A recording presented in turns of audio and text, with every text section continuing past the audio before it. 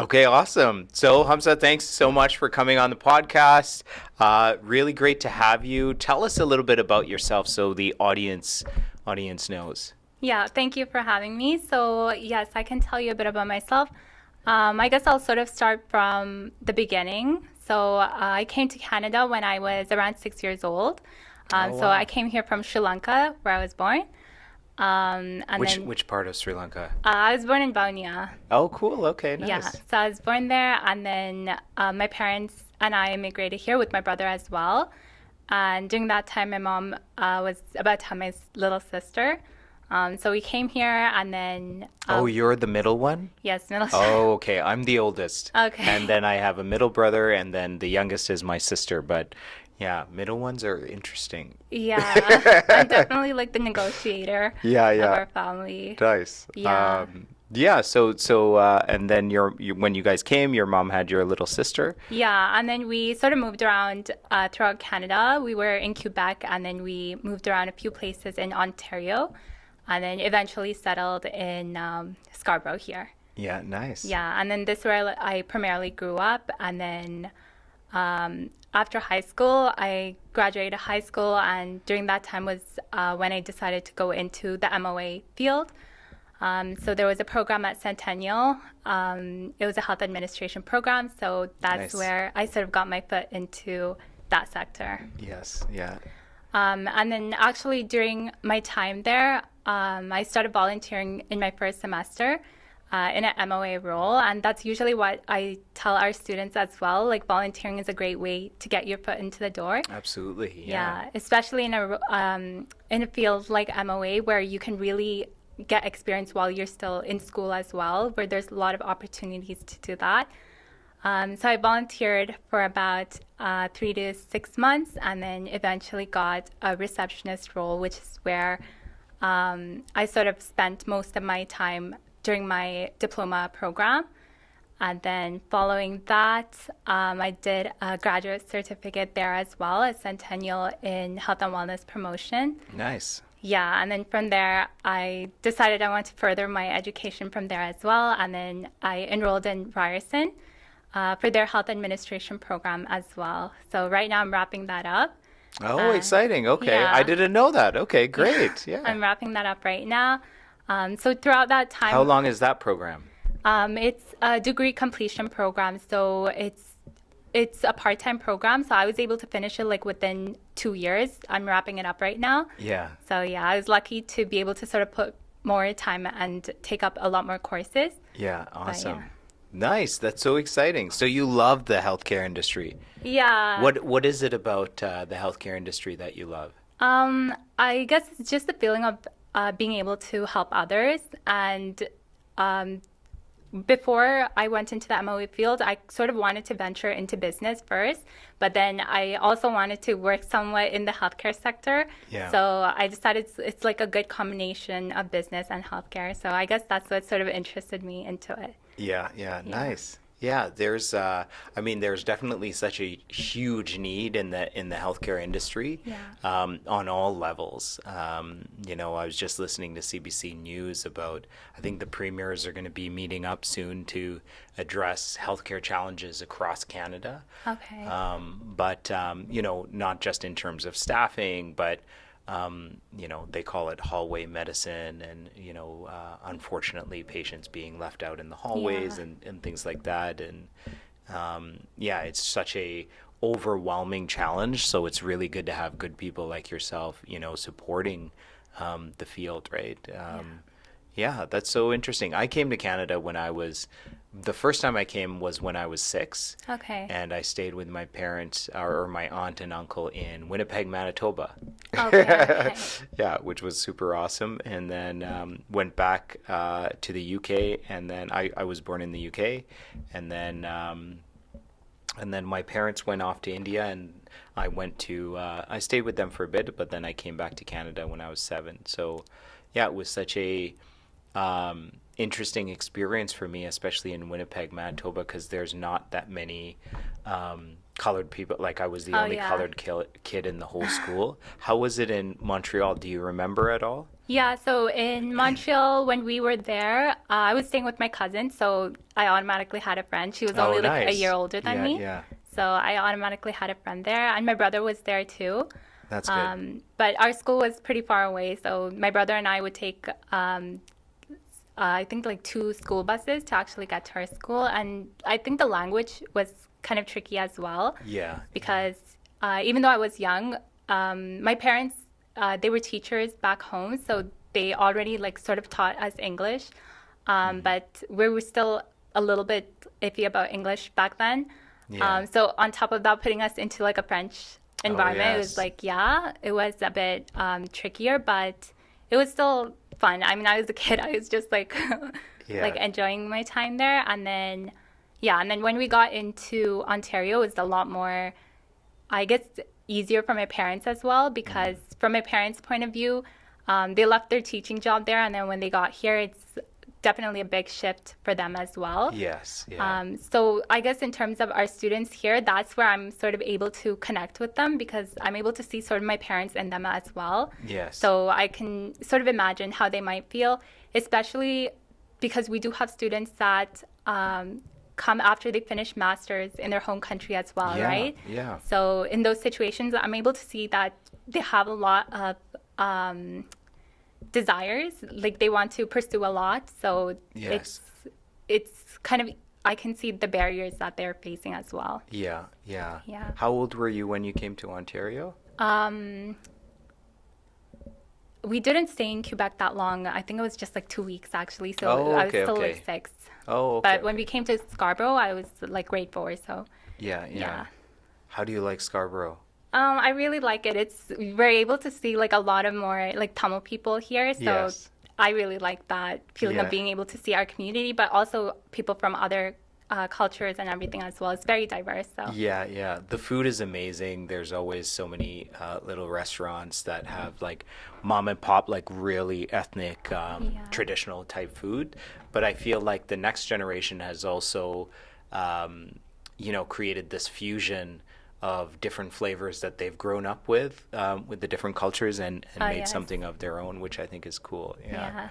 yeah. My cousin, my elder cousin who grew up with me in Winnipeg, she married a guy from Toronto. So when she's back in Winnipeg now, but they lived in Toronto for a while, and she doesn't speak any Tamil, and so they went to like a sari shop or something, and I guess the lady was saying she understands it, but I guess the lady was saying something, and she responded in English, and she's like, "You don't know how to speak Tamil. How are you going to survive in Toronto?" Oh yeah, But it's nice to have that support yeah. with your community, but I think it's also very important to connect with Others, other yeah, cultures as well. Yeah, yeah. definitely. So, any hobbies, anything else you're into other than the healthcare field? Other than the healthcare field, I would say teaching. So I guess that has a story of its own as well. So, like I mentioned, my parents were Yeah. teachers back home. So when we came here, my mom started tutoring here.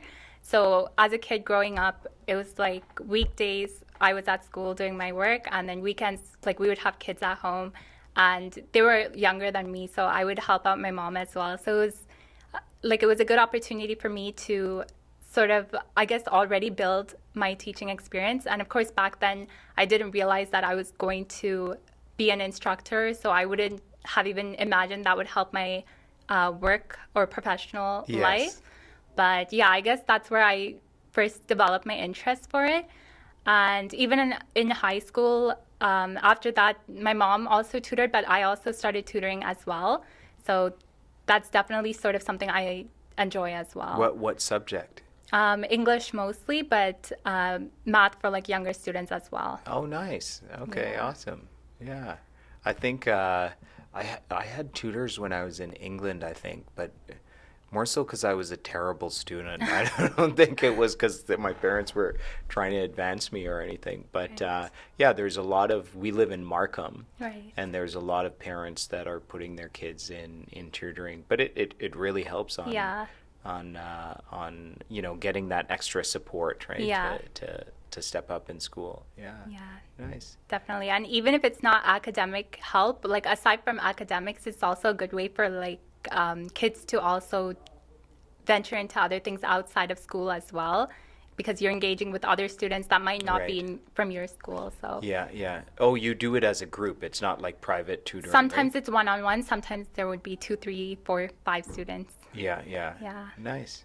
So, any hobbies or anything? Yeah, I do have a strong interest in music. Oh, So awesome. yeah, I do Carnatic singing and also Wow, violin. nice. Yeah. Okay, nice. Violin, so does that mean you play that we don't play traditionally this way, right? No, They play it's like on the floor. yeah, Yeah, yeah, yeah. like Okay, cross nice. legs, yeah. So do you perform? Yeah, at temples. Oh, awesome. Okay, I Yeah. didn't know that. Wow, that's awesome. Yeah. I remember my brother wanted to play guitar, and my parents took him to violin lessons. He played well for a little bit, but Okay. I think it's such a beautiful instrument. How long have you been doing that? I started when we came here in Scarborough when I was grade 4. Okay, okay. So Yeah, for a but long I've time. been begging my parents since I was 5 years old. For the violin Yes, specifically, what is yeah. it that you like about the violin? Honestly, I'm not sure. Ever since I was a kid, I just wanted to play the violin, and then one day my parents just surprised me with the violin, Oh, and awesome. then I've been learning it since. Yeah, nice. Yeah. My daughter is learning piano right now. Okay. And I'm trying to copy her lessons and play. Like I think it's such a beautiful instrument. But I play. I shouldn't say I play. In high school, I played flute and saxophone, and tabla. Okay. Yeah, which I think is nice. Yeah, I don't think I appreciated the flute as much when I was in high school, but definitely like I like jazz a lot. There's a lot of Okay. great in a lot of great jazz songs. There's a lot Yeah. of flute. Yeah, Yeah. I think it's so important to have it's a different way to express yourself, right? Yeah, definitely. I remember I played clarinet like during school Oh time as yes, well. yeah, yeah. Did Yeah. you didn't like it? It was good, but the clarinet is like you had that wood piece, so I Yeah. wasn't a fan of it, but it was fun. Yeah, yeah. My Yeah. brother played clarinet. Yeah, it's a Okay. cool instrument. Nice Yeah. sound. Yeah. I think I wanted to play saxophone. Everyone wants to play saxophone, and my teacher's like, the fingerings are similar Okay. for saxophone and the flute, and so yeah. So then I think after 2 years of flute, then I got to play saxophone. But yeah, yeah, Okay. it's a cool instrument. But I think when I went to saxophone, it was bass clef, and with the flute, you get more of the melodies, right? Right. So you get to really be involved in the song as opposed to being a support. Yeah, Yeah, that's yeah. true. So do you have advice for, as immigrants are coming here, for you it was your parents coming here and the challenges that they went through. But I find like a lot of students, are curious in how they can support their kids as they're coming to a new country, and there's so many opportunities for sure, but there's also so many distractions, and and especially as you're trying to find your place in a new environment, sometimes people can go down the wrong path Right. too. What's your advice in terms of that? Definitely picking up from your point about going down the wrong path. So when I was younger, when we were at a point in time, we were in Brampton, and I don't know if it's Brampton or downtown, but there was a specific place where there was majority of the group in our school was immigrants. And one of the things I've noticed there was that there was a lot of, I guess you could say, sort of violence. Yeah. So in those cases, I guess as a parent, what might be best would be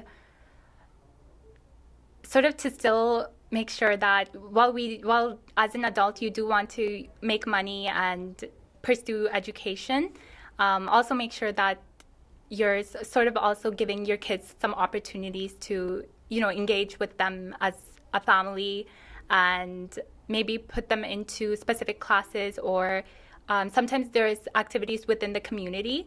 So in that specific area I was living in, there was a lot of community activities that were available as well.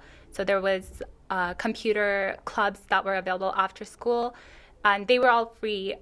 Oh, And nice. I believe they're still free. Yeah. But if things like that, trying to help them engage in there might help them avoid going down the wrong path. That's something I would maybe say. Yeah, yeah. I mean, a lot of us, coming from Sri Lanka as well, and other communities that are at the college, in their countries, they're coming from war-torn environments. Yeah. So kids see that and they don't know how to handle that, Yeah. right? And I think it's also difficult for parents to even talk about it with their kids. Right. How did you personally handle when you saw things like the violence and things like that you were mentioning? How did you, not go down that path, I guess? Yeah, I guess my family was very open. We were very communicative, especially like I mentioned, my parents were teachers, so they knew how to interact with Right. kids of pretty much all ages because in Sri Lanka you have grade 1 to 12 all in one school, right? So yeah, my parents had like an environment at home where we would just openly talk about things. So if we saw something at school, we would come home and talk about it. And at first, it would be like a joke discussion. Yeah. Not that we were laughing at the events, but we would like talk about it. And then my mom or my dad would also sort of seriously talk about it as well. Like all jokes aside, if you see something like this, um, you don't want to get involved in those types of situations. Um, yeah, so we had an environment where we were able to openly talk and discuss these things. And even throughout my time growing up, I was lucky enough to have that kind of environment. So definitely that's something that I experienced that I think other parents should also do with their kids as well. Yeah, yeah. Oh, that's great advice. My daughter's 6 and my son is 3. Yeah, I saw some pictures. They're so cute. Oh, yeah, thank you. Thank Yeah. you. Yeah, and so, I'm always worried about keeping the communication lines open. Right. Because to your point, I think that's how, if you create an environment where you can talk about those things, and I like what you said that, it might have been not humorous, but kind of light in the Yeah, beginning that you're bringing exactly. something up, but then they're identifying, hey, this is something to discuss. Yeah. I don't think I'm great at that. It's something I need to learn because I'm Yeah. like, they did what? Like I kind of take it head on. Yeah. And I think as a result, my wife is really good at that. So Sophia, whenever she gets into a challenging situation, I find she goes to Dasha, my wife. She never tells me about the challenging situation. Okay. So clearly I'm putting up some environment that is not conducive to her communicating like that. I mean, we have other wins, I think. Right.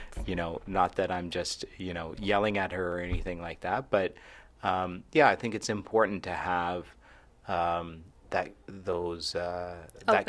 open communication, right? Yeah, definitely. Yeah, even looking back at when I was tutoring as well, I've noticed that sometimes when there are kids, especially when they're young, like 5 or 6, and they're not able to sort of open up with their parents, I've noticed that they start opening up to us as tutors as well. So that's also something I've noticed. Like you mentioned, so yeah, I guess it's just making that open communication. Yeah, yeah. And sometimes I think, yeah, like Sophia's doing Bharatanatyam now, and Okay. she has like these akkas that are Okay. in the class. So, she looks at them in a different way, right? Yeah. And you kind of assume that because they're akkas, they know a little bit more, or they're closer to, I guess, your world and the adult world, right? So it's good to get advice, or I guess young kids feel it's good to get advice from people like that, which is good. Which is good. I think you should get different perspectives. And I was chatting with Razane, and he was saying, I always talk about my parents, and my parents have always been very open with me too. And I think my mom's really great at, talking about challenging situations and how, advising me. I think I'm bad because I'm not always ready to hear it. I'm like, okay, mom, like, but I can always go to them and talk to them about things. They've always kept that environment for Right. me, and whether whether I agree with them or not in terms of their advice. Nine times out of 10, I do agree, but it takes maybe some time for me to accept it, I guess. But I think it's very important to share that information, especially like no one's gonna, I think, protect you like your parents are gonna protect you, Exactly. right? Yeah. Yeah. And They're, that applies for any age. Like even within my parents, I can see them like going to their parents for advice as well. yes, So, yeah, yeah. yeah. I was chatting with TJ a few months ago about something we were thinking about going into this big project, and he was mentioning, I'm going to talk to my mom and get back to you. Like it's a big decision. He's like, Yeah. let me talk to my mom and let's talk about this tomorrow. I'm like, yeah. And I do the same. I talk to my mom and dad, which I think is really good. I hope that translates. We talk about family at Computec. I think all these learnings, I think is really important to share with everyone because, you kind of live in your own space, meaning, if you're comfortable or if you obviously as you come to a new country you struggle and then you get into okay, I'm kind of in a good place now, but then I think sometimes we forget that there's other people coming and struggling, right? Yeah. So you have to share that knowledge with other people to help guide. They'll find their own way to it, but it's good to get that information so that they get some good advice to help them, right? Yeah, Yeah. definitely. Yeah, I think that's a lot of challenges for a lot of students that way. How are you finding the students in your class? Um, they're wonderful. Yeah. In what sense do you mean how am I finding? Oh, like just generally, because I remember you came to the graduation, you spoke. It wasn't the last one, I think. Was it the last one? I don't think I was there at No. the last one. The one where I gave like a little Yeah, yeah. speech. Oh yes, that was I think 2 months ago? February, I think. February, March. Yeah. Yes. Because I just thought it was, amazing to see, these students empowered, Yeah. very excited to take on their new graduating, take on the next step. Yeah. And I think definitely that's on the student in terms of, going through the challenges they have and Yeah. completing the program. Yes. But it's also key on the teacher, right? And Right. so I think it's wonderful that, you've been able to get them to that place. Right. So how are you finding teaching at Computec and the students? It's good. I mean, I can definitely see that they have a lot of commitments and other commitments and challenges that might prevent them from maybe handing in an assignment on time, for example. So I think that's when we sort of need to be understanding towards the fact that they are adult learners. And like I mentioned earlier, being a student myself, I'm really able to put myself into their shoes and see like they might have other commitments. They might have kids, they might have work that they need to go to as well. So as long as they're open about it as well, and if they let me know like, oh, I might be handing in a little bit later, I'm usually flexible towards it. But yeah, even with all of that, they're definitely trying very hard, and I can see that they're reaching out for support if they need help with resumes, cover letters. So yeah. I think that's something I had to learn in university. I think I was comfortable in high school because you kind of see the teachers continuously or you interact with them a lot more. Right. But in university, I was like, I didn't, I think, engage with the I did maybe more so at the senior levels when I was taking senior courses.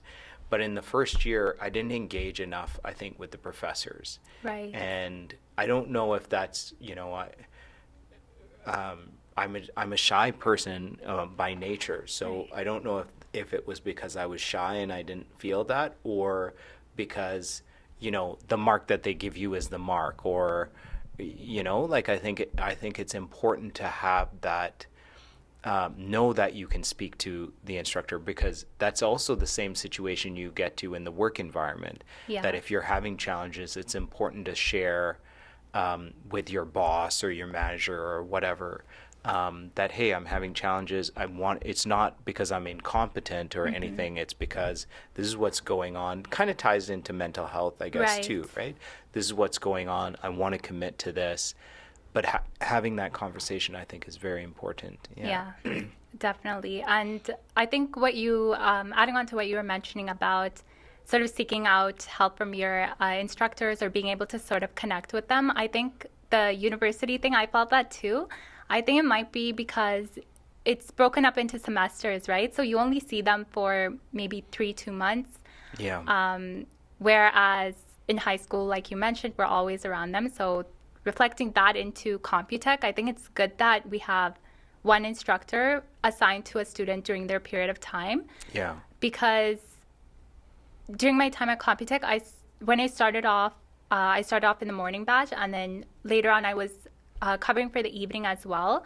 So one of the things I noticed is when you go in to start the class for the first time, it's very quiet, right? They're still getting to know you Yes. and your style of teaching. And so once you start to build up some more time with them, you see them starting to engage more. And then towards the end, for the evening, for example, towards the end, I had to switch back to only mornings. And during that time, towards the end, it was very sad when we were separating because we've been there for a while, right? Yeah. Yeah. So definitely, I think it's time also. So it's good that we have one instructor throughout their program Yes. because even afterwards, when they need references, we know them well enough for over 6 months. Yes. So we can definitely give it references or support them in any way. Yeah. Yeah. Yeah. So once you're graduated from this program at Ryerson, remind me again, what is the title of the program? Health administration. Health Administration. Okay.